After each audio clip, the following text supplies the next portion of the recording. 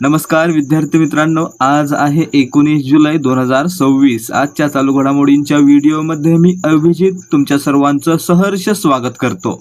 आजपासून आपण दररोज सकाळी 7 वाजता चालू घडामोडींचे व्हिडिओ आणण्याचा प्रयत्न करणार आहोत। त्यामुळे जर तुम्ही पोलीस भरती, तलाठी भरती, वनरक्षक भरती आणि सरळ सेवा भरती परीक्षांसाठी तयारी करताय तर दररोज सकाळी 7 वाजता आपले व्हिडिओ पाहू शकता आणि हे व्हिडिओ पाहण्यासाठी आपल्या चॅनलला तुम्ही सबस्क्राइब करायचं आहे।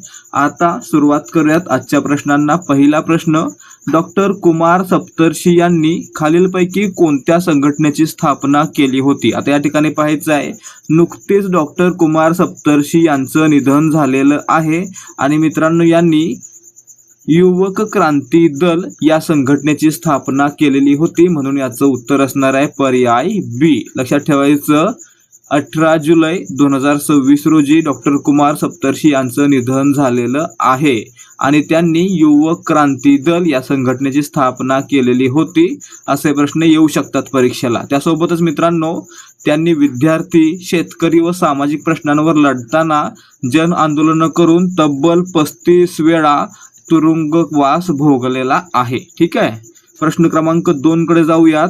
कुमार सप्तर्षी यांच्यावर हा प्रश्न असणार आहे, 1975-77च्या आणीबाणी काळात मिसा अंतर्गत अटक झालेले महाराष्ट्रातील पहिले राजबंदी कोण होते? या ठिकाणी पहा, 1975-77 या काळामध्ये भारतामध्ये आणीबाणी लागू होती आणि यावेळी मित्रांनो मिसा नावाचा एक कायदा लागू होता। याचा अर्थ काय तर maintenance of internal security act नावाचा कायदा लागू होता आणि मित्रांनो या कायद्या अन्वये कुमार सप्तर्षी यांना अटक करण्यात आले होते आणि मित्रांनो यामुळेच हे महाराष्ट्रातील पहिले राजबंदी होते ज्यांना 1975-77 आणीबाणीच्या काळामध्ये अटक करण्यात आलेलं होतं, म्हणून पर्याय ए याचं उत्तर आहे।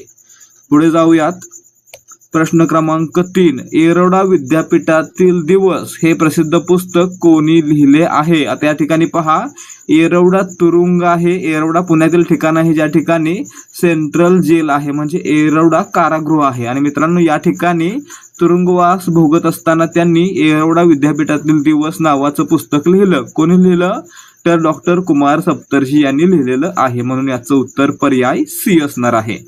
तिन्ही प्रश्न कोणावर होते? डॉक्टर कुमार सप्तर्षी यांच्यावर, कारण यांचं नुकतंच वयाच्या 84व्या वर्षी निधन झालेलं आहे। पुढे जाऊयात, प्रश्न क्रमांक 4 कडे। भारताचे पहिले खाजगी कक्षीय रॉकेट कोणते आहे? या ठिकाणी पहा, भारताचं पहिलं खाजगी कक्षीय रॉकेट आहे विक्रम-1, म्हणून याचं उत्तर पर्याय बी असणार आहे। लक्षात ठेवायचं आहे, भारताचं पहिलं खाजगी कक्षीय रॉकेट विक्रम-1 आहे ज्याचं नुकतंच यशस्वीरित्या उड्डाण करण्यात आलेलं आहे। पुढे जाऊयात, प्रश्न क्रमांक 5, विक्रम-1 हे रॉकेट कोणत्या स्टार्टअप कंपनीने विकसित केले आहे? विक्रम-1 काय आहे? भारतातील पहिलं खाजगी रॉकेट आहे आणि मित्रांनो हे स्काय रूट एरोस्पेस नावाच्या खाजगी स्टार्टअप कंपनीनं लॉन्च केलेलं आहे किंवा विकसित केलेलं आहे, म्हणजे आपलं उत्तर पर्याय डी असणार आहे। लक्षात काय ठेवणार आपण? भारताचं पहिलं खाजगी रॉकेट विक्रम-1 हे स्काय रूट एरोस्पेसनं विकसित केलेलं आहे। आता या ठिकाणी 6वा प्रश्न देखील यावरच, विक्रम-1 रॉकेटच्या यशस्वी प्रक्षेपण मोहिमेला काय नाव देण्यात आलेले आहे? विक्रम-1 रॉकेट हे काय आहे? भारताचं पहिलं खाजगी रॉकेट आहे ज्याचं यशस्वीरित्या प्रक्षेपण करण्यात आलं आणि मित्रांनो या रॉकेटद्वारे खाजगी क्षेत्रांना देखील, खाजगी कंपन्यांना देखील भारताच्या अंतराळ क्षेत्रामध्ये प्रवेश मिळालेला आहे, म्हणून यांच्या आगमनासाठी या रॉकेटच्या मोहिमेला मिशन आगमन असं नाव देण्यात आलेलं आहे, म्हणून पर्याय ए याचं उत्तर आहे। या रॉकेटच्या उड्डाणामुळं खाजगी कंपन्यांना भारतीय अंतराळ संशोधनामध्ये स्थान मिळत आहे, म्हणून याला काय म्हणायचं तर मिशन आगमन म्हणायचं। ठीक आहे, प्रश्न क्रमांक 7, विक्रम-1 रॉकेटचे यशस्वी प्रक्षेपण कोठून करण्यात आले? आता लक्षात ठेवायचं, जर आपलं रॉकेट अंतराळात जाणारं रॉकेट असेल तर ते आपण कुठे प्रक्षेपित करतो, कुठे चाचणी करतो त्याची? तर त्याची चाचणी आंध्र प्रदेशमधील सतीश धवन अंतराळ केंद्र श्रीहरिकोटा या ठिकाणी करण्यात येते। ठीक आहे, म्हणून पर्याय सी याचं उत्तर आहे। परंतु जर आपलं रॉकेट क्षेपणास्त्र असेल म्हणजे दुसऱ्या देशावर हल्ला करण्यासाठी वापरलं जाणार असेल तर त्याची चाचणी कुठे होते? त्याची चाचणी अब्दुल कलाम बेट ओडिशा या ठिकाणी होते. लक्षात ठेवायचं आहे. जर अंतराळात जाणारं रॉकेट असेल तर सतीश धवन अंतराळ केंद्र श्रीहरिकोटा, आणि जर शत्रूवर हल्ला करणारं रॉकेट असेल तर ते अब्दुल कलाम बेट ओडिशा या ठिकाणी चाचणी करण्यात येतं. ठीक आहे. पुढे पहा प्रश्न क्रमांक 8. जकार्ता येथे पार पडलेल्या आशियाई अंडर 19 आणि अंडर 23 बॉक्सिंग चॅम्पियनशिप 2026 मध्ये भारताने एकूण किती पदके जिंकली? आता लक्षात ठेवायचं आहे. आशियाई अंडर 19 आणि अंडर 23 बॉक्सिंग चॅम्पियनशिप संयुक्तपणे कुठे पार पडलेली आहे? तर इंडोनेशियाची राजधानी जकार्ता या ठिकाणी पार पडलेली आहे. आणि मित्रांनो, यामध्ये भारतानं एकूण 29 पदकं जिंकलेले आहेत, म्हणून पर्याय बी याचं उत्तर आहे. आता या 29 मध्ये पहा काय काय आहे. या 29 मध्ये आपल्याकडं आहेत 5 सुवर्ण पदकं, 5 गोल्ड मेडल. ठीक आहे. त्यानंतर भारतानं जिंकलेले आहेत 13 सिल्वर म्हणजे रौप्य पदकं. ठीक आहे. आणि उरलेली 11 ब्रॉन्झ मेडल म्हणजे कांस्य पदकं भारतानं जिंकलेले आहेत. अशा प्रकारे एकूण किती होत आहेत? 29 होत आहेत. भारतानं एकूण 29 पदकं जिंकली, ज्याच्यामध्ये 5 सुवर्ण, 13 रौप्य आणि 11 कांस्य पदकं आहेत. ठीक आहे. आता पुढे जाऊयात. प्रश्न क्रमांक 9. आशियाई अंडर 19 आणि अंडर 23 बॉक्सिंग चॅम्पियनशिप 2026च्या पदक तालिकेत भारताने कितवे स्थान पटकावलेले आहे? आता या ठिकाणी पाहायचं आहे. सर्वाधिक 21 सुवर्ण पदकांसह उझबेकिस्तान पहिल्या स्थानावर, त्यानंतर कझाकस्तान 11 सुवर्ण पदकांसह दुसऱ्या स्थानावर आणि भारत 5 सुवर्ण पदकांसह तिसऱ्या स्थानावर आहे. अशा प्रकारे भारताचं स्थान किती आहे? तिसरं आहे, पर्याय सी. आता पुढचा प्रश्न आहे, पहिलं कोण आहे याच्यावर? आशियाई अंडर 19 आणि अंडर 23 बॉक्सिंग चॅम्पियनशिप 2026 मध्ये कोणत्या देशाने सर्वाधिक 33 पदके जिंकून प्रथम क्रमांक मिळवला? सर्वाधिक 33 पदके आहेत ती उझबेकिस्तान या देशानं जिंकलेले आहेत, एकूण 33. या 33 पैकी त्यांनी 21 गोल्ड मेडल जिंकलेले आहेत. आणि मित्रांनो, गोल्ड मेडलनुसारच क्रम ठरतो आणि यामुळेच या ठिकाणी उझबेकिस्तान हे पहिल्या स्थानावर आहे, म्हणून पर्याय ए याचं उत्तर असणार आहे. कझाकस्तान एकूण पदकं आहेत 30, त्यापैकी 11 गोल्ड मेडल आहेत आणि मित्रांनो यामुळे कझाकस्तान दुसऱ्या स्थानावर आहे. आणि भारत एकूण पदकं 19, त्यापैकी गोल्ड आहेत 5 आणि मित्रांनो यामुळे भारत हा यादीमध्ये तिसऱ्या स्थानावर आहे. ठीक आहे. पुढे पाहूयात प्रश्न क्रमांक 11. ही पहिली संयुक्त आशियाई अंडर 19 व अंडर 23 बॉक्सिंग स्पर्धा कोठे आयोजित करण्यात आली होती? आपण वर उत्तर पाहिलेलं आहे. याचं उत्तर तुम्ही मला कमेंट करून सांगा. पहिली संयुक्त आशियाई अंडर 19 आणि अंडर 23 बॉक्सिंग स्पर्धा 2026 कोठे पार पडली? जर तुम्हाला याचं उत्तर येतंय तर नक्कीच कमेंट करून सांगायचं आहे. ठीक आहे. वेळ घालवू नका, कमेंट करा आणि सांगा. वर आपण उत्तर पाहिलेलं आहे. प्रश्न क्रमांक 12. नोक्कुविद्या पावक्कळी ही पारंपरिक पुतळी कला कोणत्या राज्याशी संबंधित आहे? आता या ठिकाणी पहा, नोक्कुविद्या पावक्कळी ही केरळ या राज्यातील एक कला आहे, म्हणून आपलं उत्तर काय असणार आहे? पर्याय बी. आता लक्षात ठेवा, नोक्कुविद्या पावक्कळी याच्यामध्ये काय केलं जातं वगैरे प्रश्न आपण पुढे पाहणार आहोत, परंतु लक्षात ठेवायचं ही कला केरळमधील आहे आणि या कलेचा उगम आहे तो केरळमधील कोट्टायम या जिल्ह्यामध्ये झालेला आहे. आणि मित्रांनो, या कलेचं शिक्षण आहे ते विद्यार्थी वयाच्या 11व्या वर्षी आपल्या आईकडून घेतात. या ठिकाणी कुठल्याही शाळेत जायची गरज नसते. वयाच्या 11व्या वर्षी त्यांना हे आपल्या घरीच शिकायला मिळतं. ठीक आहे. पुढे पाहूयात आता प्रश्न क्रमांक 13. नोक्कुविद्या पावक्कळी या कलेचे प्रमुख वैशिष्ट्य काय आहे? तर या ठिकाणी कलेचं प्रमुख वैशिष्ट्य असं आहे की याच्यामध्ये बाहुल्यांचा खेळ असतो आणि या बाहुल्या आहेत त्या कलाकार आपल्या डोळ्यांनी आणि चेहऱ्याने नाचवतात. म्हणजे या ठिकाणी आपलं उत्तर पर्याय सी असणार आहे. नोक्कुविद्या पावक्कळीचं मुख्य वैशिष्ट्य असं आहे की यामध्ये कलाकार आपल्या डोळ्याने आणि चेहऱ्यानं पुतळ्या म्हणजे बाहुल्या नाचवतात. ठीक आहे. प्रश्न क्रमांक 14, नोकुविद्या पावकळी या लोककलेसाठी मुझिकल पंकजाक्षी यांना 2020 मध्ये कोणता मानाचा सन्मान देण्यात आलेला होता? त्या ठिकाणी पाहायचंय, नुकतंच मुझिकल पंकजाक्षी यांचं 15 जुलै 2026 रोजी निधन झालेलं आहे. आणि मित्रांनो, म्हणून आपण यावर प्रश्न घेतोय की या ठिकाणी मुझिकल पंकजाक्षी यांना नोकुविद्या पावकळी या लोककलेसाठी 2020 मध्ये पद्मश्री पुरस्कारानं सन्मानित करण्यात आलं होतं, म्हणून पर्याय ए याचं उत्तर आहे. पुढे प्रश्न आपल्याला काय विचारला जाणार आहे? मुझिकल पंकजाक्षी या कोणत्या कलेशी संबंधित होत्या? तर कलेचं नाव नोकुविद्या पावकळी. कोणत्या राज्याची कला आहे? केरळची आहे. केरळमधील कोट्टायम या जिल्ह्यामध्ये याचा उगम झालेला आहे. आणि यामध्ये कलाकार फक्त चेहऱ्याच्या म्हणजे डोळ्याच्या पापण्या आणि चेहऱ्यानं पुतळ्या म्हणजे बाहुल्या नाचवतात. ठीक आहे.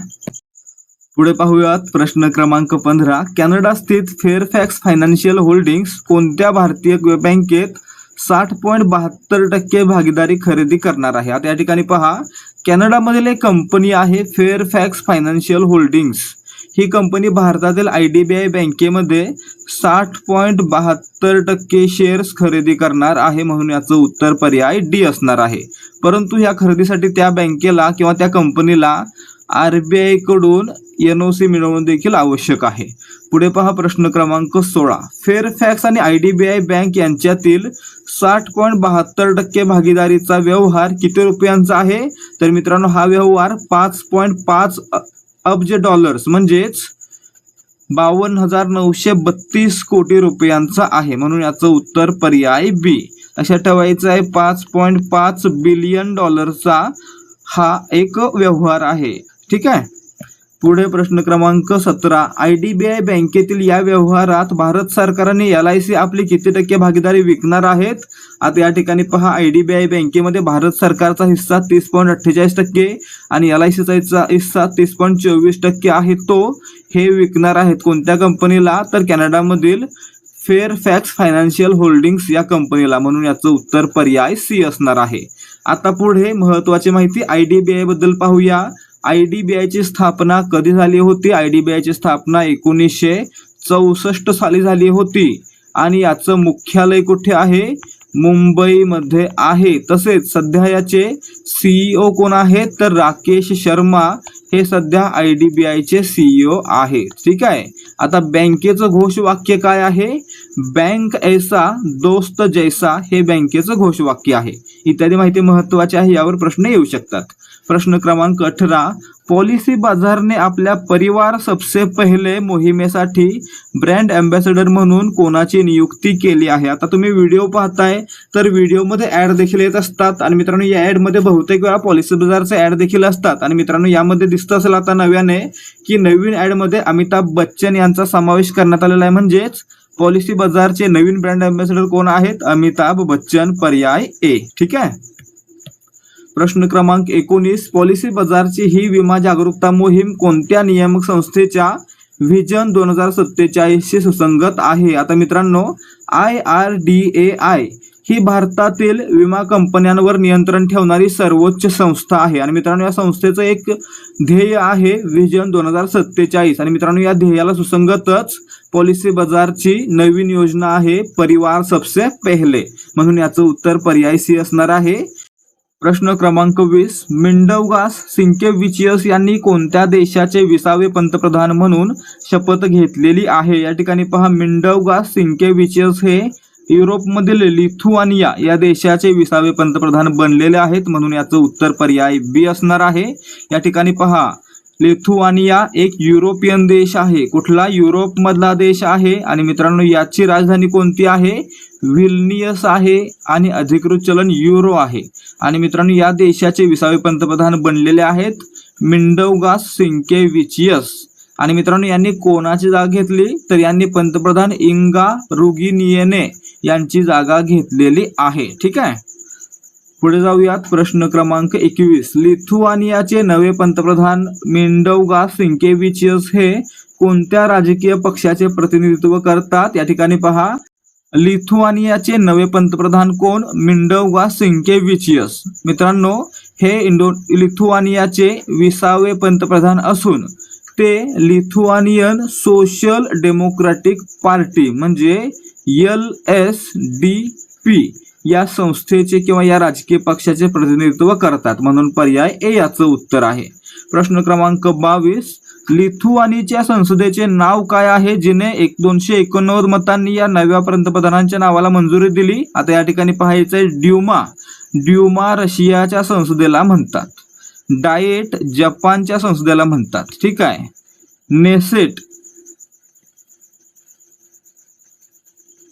इस्रायलच्या संसदेला म्हणतात आणि सैमास हे लिथुआनियाच्या संसदेला म्हणतात, म्हणून पर्याय डी याचं उत्तर आहे. ठीक आहे.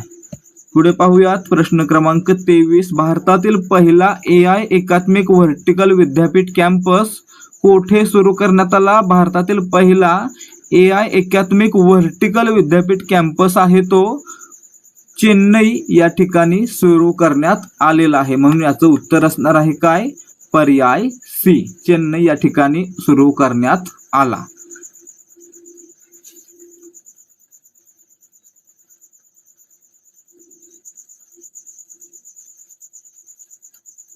पुढे प्रश्न क्रमांक 24, चेन्नईतील या पहिल्या AI व्हर्टिकल विद्यापीठ कॅम्पसचे उद्घाटन कोणाच्या हस्ते झाले? तर या ठिकाणी पहा, जोहो नावाचा एक स्टार्टअप आहे, आपल्याला माहित असेल. या जोहोचे संस्थापक श्रीधर वेंबू यांच्या हस्ते चेन्नईतील पहिल्या AI व्हर्टिकल विद्यापीठ कॅम्पसचे उद्घाटन करण्यात आलेलं आहे, म्हणून पर्याय बी याचं उत्तर, श्रीधर वेंबू जोहोचे संस्थापक. ठीक आहे. पुढे प्रश्न क्रमांक 25, या विद्यापीठाने विमान शिक्षण आणि पायलट प्रशिक्षणासाठी UAE मधील कोणत्या संस्थेसोबत सामंजस्य करार केलेला आहे? या ठिकाणी पहा, भारतातील पहिल्या AI व्हर्टिकल विद्यापीठ कॅम्पसनं अस्पिन होल्डिंग्स आणि MH कॉकपिट या 2 कंपन्यांसोबत विमान शिक्षण आणि पायलट प्रशिक्षणासाठी सामंजस्य करार केलेला आहे. कोणत्या कोणत्या? अस्पिन होल्डिंग्स LLC आणि MH कॉकपिट या 2 कंपन्यांसोबत यांनी करार केलेला आहे, म्हणून पर्याय डी आपलं उत्तर आहे. यापैकी एक इथं दिलेले आहे आणि एक आपण खाली लिहिलेले आहे. आणि अशा प्रकारे आपले आजचे प्रश्न समाप्त होत आहेत. जर तुम्हाला आजच्या प्रश्नांची उत्तरं समजली असतील आणि माहिती आवडली असेल तर व्हिडिओला लाईक करा आणि आपल्या मित्रांसोबत शेअर करा. तसेच याच सारखे आणखी व्हिडिओ पाहण्यासाठी आपल्या चॅनलला सबस्क्राईब करा. भेटूयात पुढच्या भागामध्ये. जय हिंद, जय भारत आणि जय महाराष्ट्र.